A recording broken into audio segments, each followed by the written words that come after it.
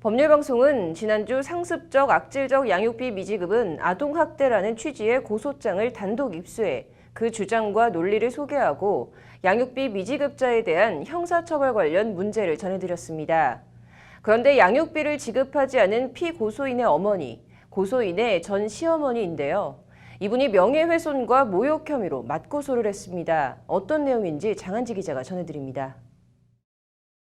아내를 수차례 폭행하고 상해까지 입게 해 법원에서 결국 징역형 집행유예 선고까지 받은 A씨의 전 남편 박모 씨. 2012년 12월 매달 60만 원의 양육비를 지급하라는 법원 판결을 받았지만 2019년 5월까지 양육비를 단 한 푼도 주지 않았다고 합니다. 어쨌든 비양육자도 부모로서 여전히 친권은 있는 사람이고 그 친권에 기해서 보호 의무가 있다고 볼 수 있어서 이 보호 의무 있는 자에 해당한다가 저의 논리입니다. 그리고 양육비를 주지 않는 것은 방임이다. 이렇게 주장합니다. 양육비 채무는 5천여만 원. 그런데 박 씨는 심지어 2018년 2월에는 딸이 수익자로 되어 있는 실비보험을 아무런 통보도 없이 해지해 보험 혜택을 받지 못하게 하고 해약금은 임의로 써버렸습니다. 수차례 양육비를 달라고 연락했지만 남편은 번호가 바뀌었습니다. 지금 가신 번호는 없는 번호입니다. 확인 후 다시 걸어주시기 바랍니다. 그런데 양육비를 지급하지 않는 박 씨의 어머니이자 A씨의 전 시어머니가 지난 3월 말 A씨를 고소했습니다. 명예훼손과 모욕 혐의입니다. 박 씨에게 수차례 대화를 시도했지만 연락이 닿지 않자 A씨는 지난 1월 17일 박 씨의 영업장에 찾아가 양육비를 달라고 말했다고 합니다.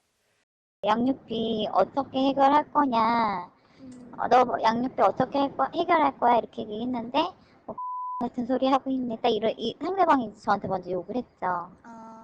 네, 그래서 그러면서 이제 보면서 너가 격해진 거죠. 그러면서 박 씨와 청과물 시장에서 함께 일하는 그의 어머니가 어디서 행패냐고 오히려 A씨에게 언성을 높였다고 합니다.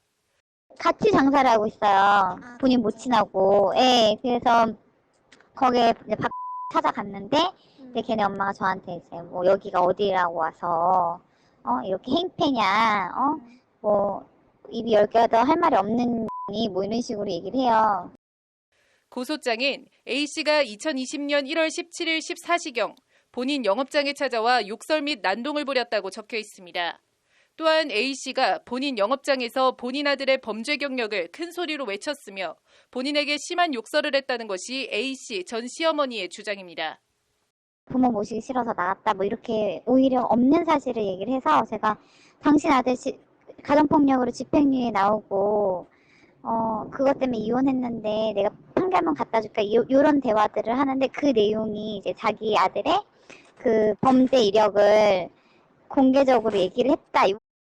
가정폭력에 이어 이혼 후 양육비 미지급 그리고 명예훼손 고소까지 양육비 전쟁은 끝나지 않고 있는 겁니다. 박 씨의 어머니는 A씨는 물론 취재진의 전화를 받으면 끊어버려 대화 시도가 어렵습니다. 근데 나는 자기하고 얘기할 그게 없어요. 명예훼손죄는 공연히 구체적인 사실이나 허위 사실을 적시해 사람의 명예를 훼손할 경우 성립하는 범죄입니다.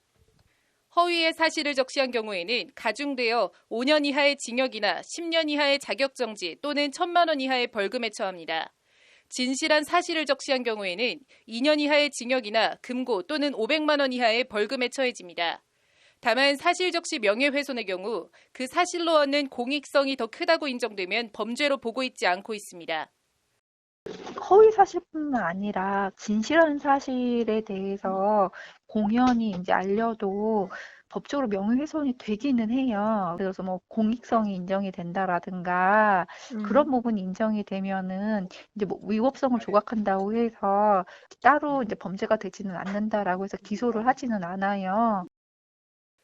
이와 관련 양육비 미지급자 신상을 공개하는 배드파더스 사이트 운영자에 대한 명예훼손 소송에서 1심 재판부는 공공의 이익이 더 크다며 지난 1월 무죄 판결을 내린 바 있습니다.